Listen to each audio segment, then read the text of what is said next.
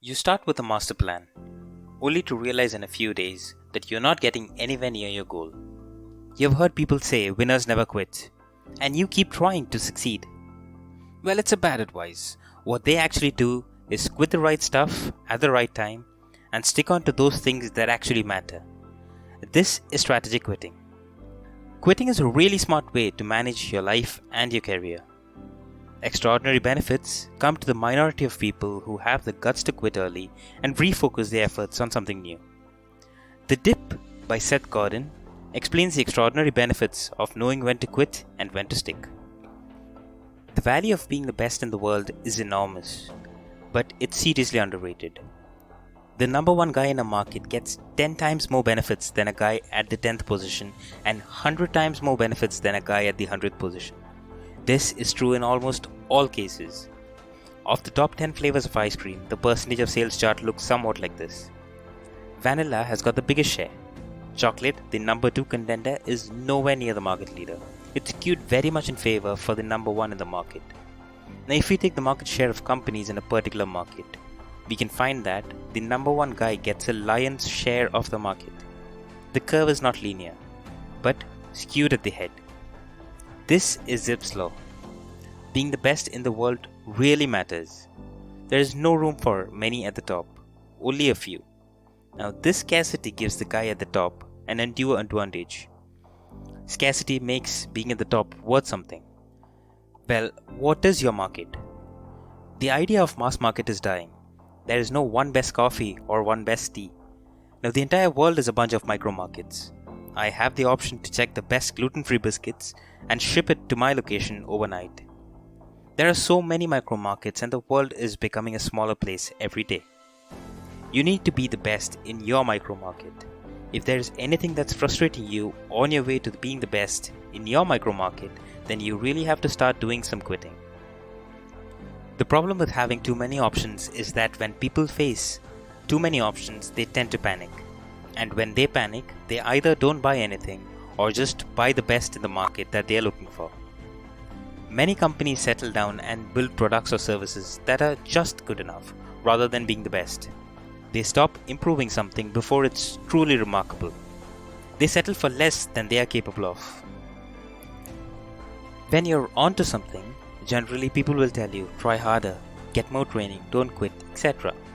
Well, in order to succeed, if all you had to do was not quit, then how do people and organizations, much less talented, win?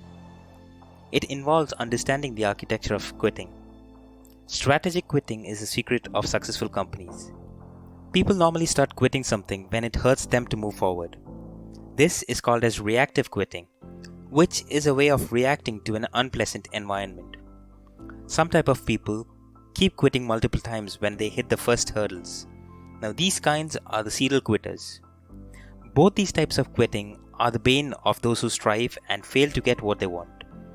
They quit when it's painful and stick on to things when they are not bothered to quit. Now, every situation that you are facing can be put into one of these two curves. The first one being the dip. The dip is the long slog between starting and mastery. When you start something, it is fun. The rapid learning that you experience keeps you going. And then the dip happens. The dip is probably there to filter those people who have the ability to push through the moments where it's just easier to quit. Those who push through the dip and end up on the other side are the ones who have obsessed about the idea and dropped everything else to make it through. Many people quit when they are in the dip. Only a handful of people make it to the other side. This increases their value because they have done something that the others failed to do. It's easy to be the CEO of a company, but the hard part is getting there. If it were easy, then everyone would have been the CEO and the CEOs wouldn't be paid as much. Scarcity is the secret that creates value. If there was no dip, then there wouldn't be value. Dip creates scarcity and scarcity creates value. The second curve is the cul-de-sac. It is a situation where you work and nothing much changes. These jobs are called dead-end jobs. You need to realize that it exists and you need to get off it soon. It is because a dead end is keeping you from doing something else. The opportunity cost of investing your life in something that's not going to get better is just too high. Another form of cul-de-sac is the cliff. You tend to have small increases in results until it drops you off the cliff. Now these two curves lead you to failure. If you find yourself in any of these, then quit now. Not soon, but now. The biggest obstacle on the road to success is the inability to quit these curves soon enough. Jack Welch, the former CEO of General Electric, quit all the businesses that was neither number one nor number two in the market and focused their resources to those that were market leaders. When companies or people face the dip and can't go to the next level, the thinking goes like invest your time and energy into learning something new. People tend to diversify rather than obsessing. The very scarcity of an attribute makes it attractive. Quitting when you hit the dip is a bad idea. Superstars are the ones who demand far more their fair share of income, respect, and opportunity. If you want to become a superstar, then find a field with a steep dip, and you would have to get to the other side of the barrier. Everyone doesn't make it through. If it were, then there would be no superstar.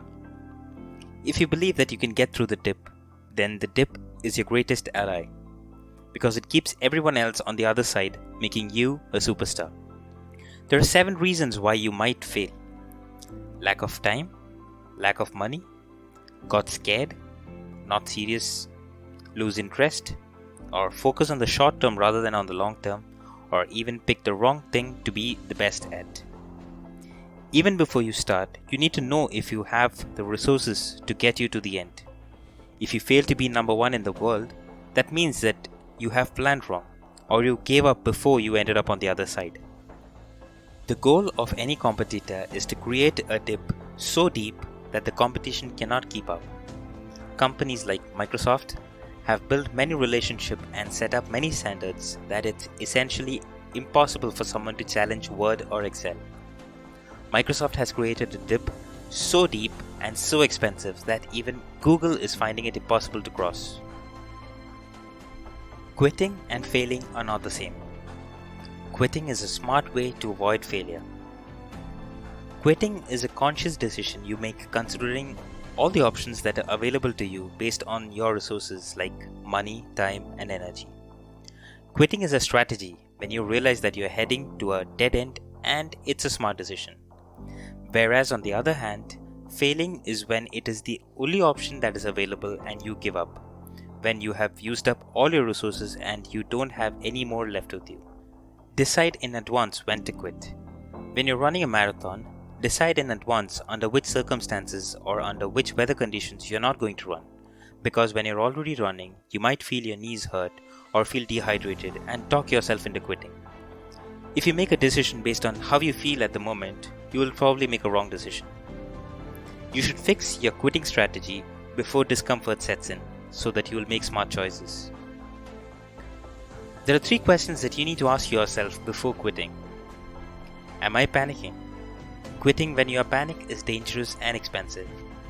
When you're in the dip, you panic and may feel that the easiest thing to do is quit, but it's also the least successful way. Who am I trying to influence? If you're trying to influence a market, it's much easier than trying to influence one person. People in the market are influenced by each other. It's more like a hill, one step at a time. As you get higher, the easier it is.